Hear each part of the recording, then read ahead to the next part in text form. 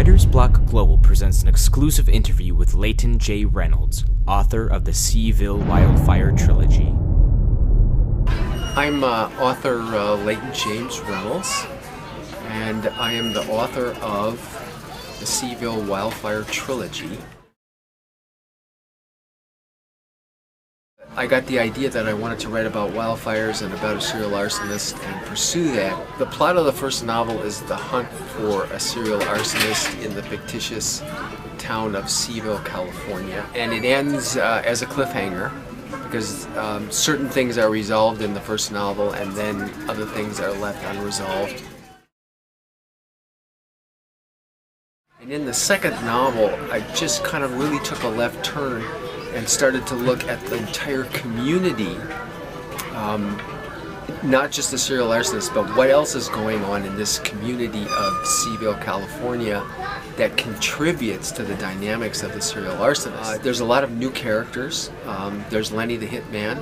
There's new teenage boys, a new teenage girl. The first novel is a flashback. The second one takes place in 24 hours, but in 3 time zones. And that was a bit of a challenge to get it all to fit together perfectly. One of the themes that I was very interested in is the struggle between human drives towards life, towards sexuality, towards sensuality, and the drives that we all have towards destruction and aggression. And I really believe that much of our lives and much of our cultures all over the planet revolve around this struggle between living and life and dying and destruction, that's a continuous struggle. So I write that into the second story and kind of open all of that up. Interesting question is I tend to write strictly from my right brain. I don't have anything planned out. I just let the story unfold in an emotional kind of way, and then I go back and structure it so it all fits together. And that's probably the biggest challenge. I find it easy to just allow the characters and the stories to flow out of my mind, and then I want to make sure that all the pieces fit together. And then my own belief is that our lives are continually in motion and revolving, and that literature and novels should reflect that. Really tried to tell the best story I could, and a great deal of this is absolutely fact that I've woven into a story, which didn't happen, but facts inside the story absolutely did happen from my practice and from my research into arson. Even into the third novel we get into more than that, because unknown people are attempting to control the destiny of the community for their own ends, and I think that's one of the great fights that is in every community. Whose agenda is the community going to follow? For example, are you going to follow a Republican or a Democratic agenda? I think people need to mix them both together, but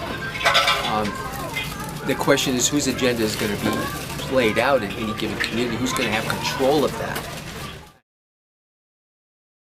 I recently signed a contract with my publisher to market the series in Hollywood through True Line Entertainment, and that could be as a major movie series, it could be an HBO Showtime series. A friend of mine recently suggested to me that each novel could be a year of a television series. There's lots to play with, so I'm really excited about that possibility, and already have ideas about how it could be a movie series or an HBO series and how I would change it a little bit.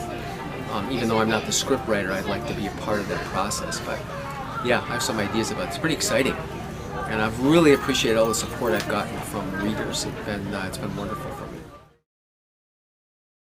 Absolutely, you can just go to www.wildfiretrilogy.com, and I will absolutely get the email, and always glad to hear feedback from readers. I do take everybody's ideas into consideration, and many people have given me good ideas that I've then put into the writing. It's been great. For more information, visit wildfiretrilogy.com. Unblock the block at writersblockglobal.com.